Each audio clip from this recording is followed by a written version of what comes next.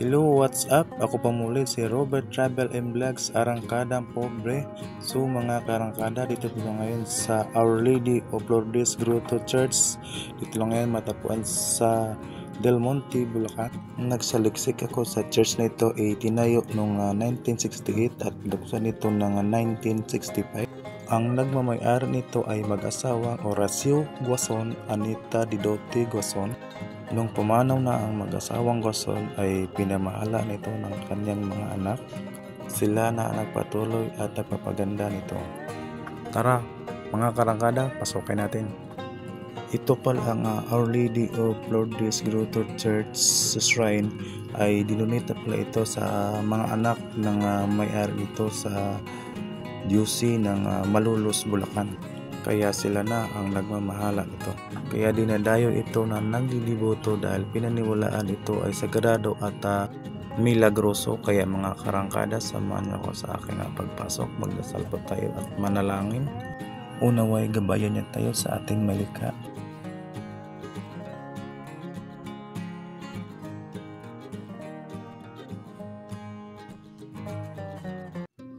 Ayan po mga karangkada, tapos na tayo nagdasal, no?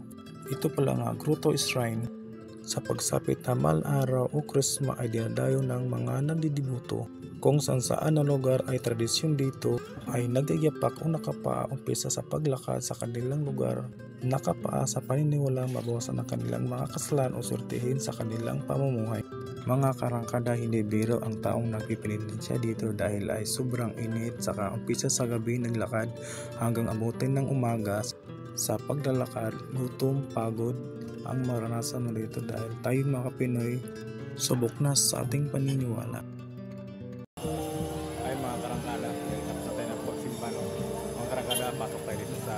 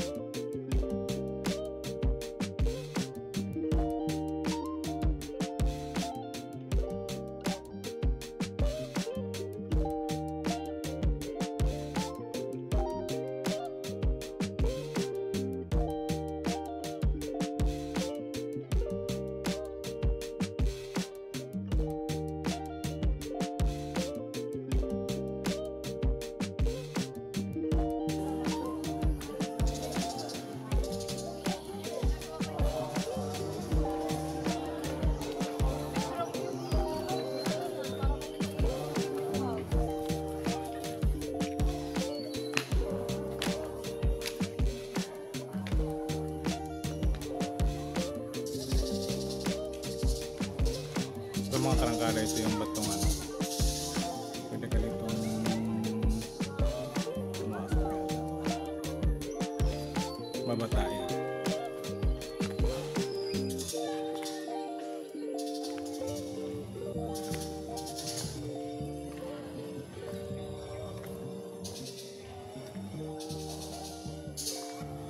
Ito yung statue ni Mama Mary.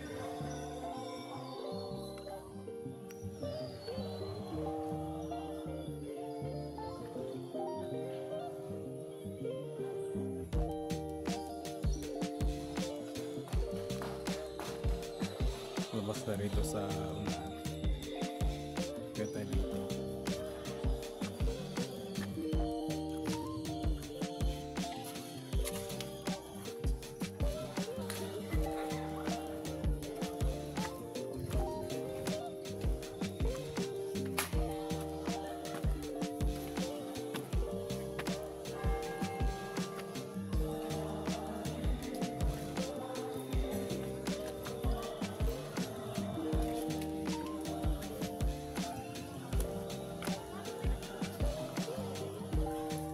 Malawak pala siya.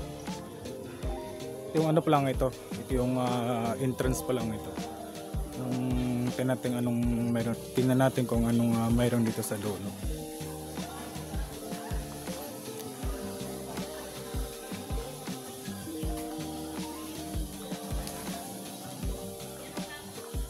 meron ditong magpamilya nag-banding-banding sila.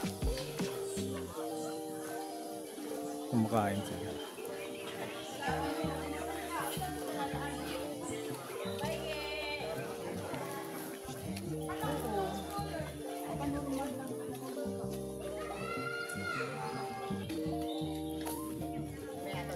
Ito yung mga karagada, ito yung station Jesus ay hinatulang namatay. Ito siya dito. Ito yung sinasadula nila, mga statue.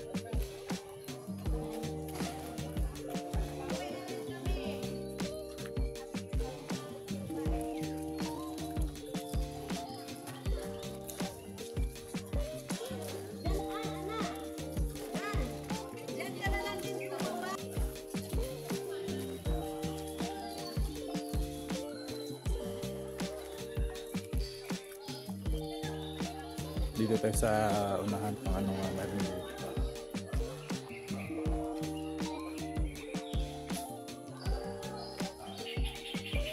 Dito pala, pwede ka palang ano dito.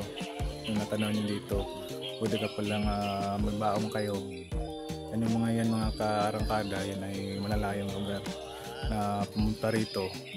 Kaya nagbaong sila.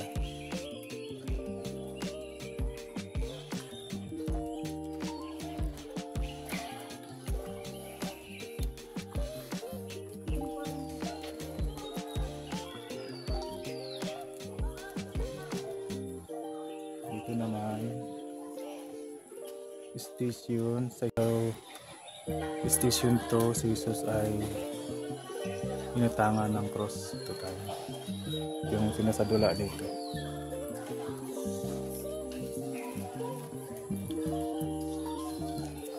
Lipat naman tayo dito sa kabila.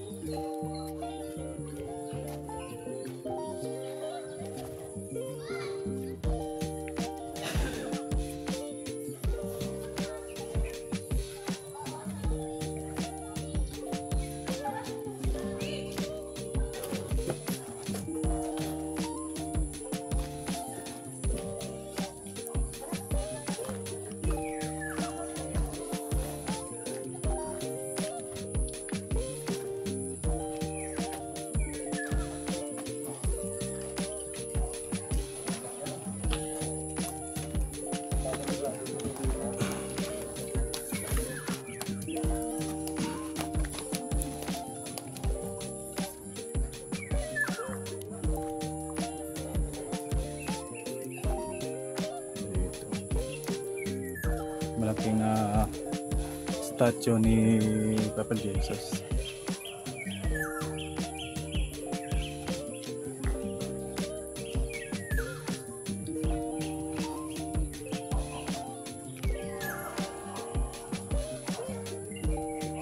Yung mga karangkadang palawak tong lugar na ito.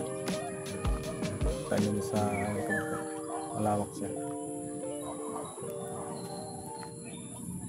Ganda plug doon sa loob. Daming mga punong kahoy.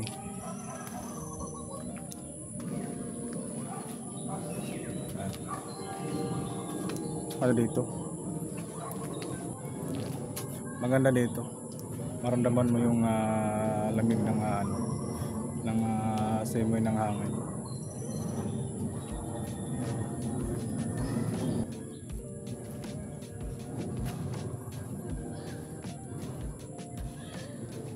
Ano na siya, mag-ubat na siya. Yan. Ito tayo. Dito mga karangkada, malaki na yung mga puno ng kahoy dito. Papansin niyo.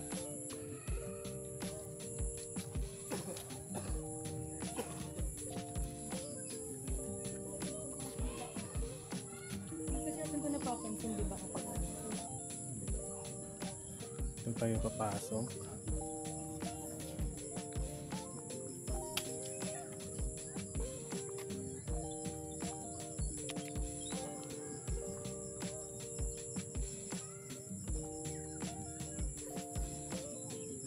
Ganda yung ano niya. Ganda yung kapaligiran dito.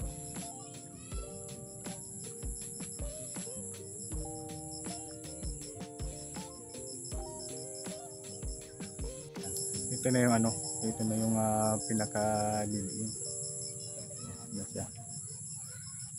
Tulad sa play na mga katalahiban na.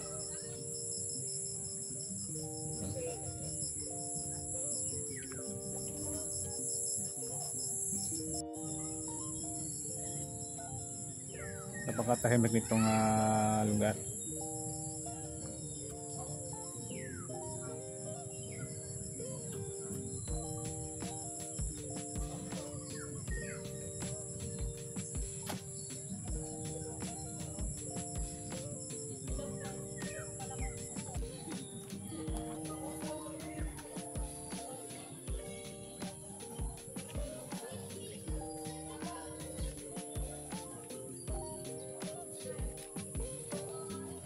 Mga karangkada, gusto ko sanang umakyat dyan sa dyan sa taas kasi nung nakarang taon nag-akyat ako dyan sa taas ay sabi ng guard na paalam ako under contractor pa daw dyan sa taas yung captain. May yata, may nire-repair kaya hindi pwedeng umakyat yung mag-vlog sana tayo dyan. Hanggang sana dyan sa taas lang natin pag tapos na yung construction dyan. Maganda dyan sa taas mga karangkada. Kaso lang pinagbabawal. Kaya sa labas tayo.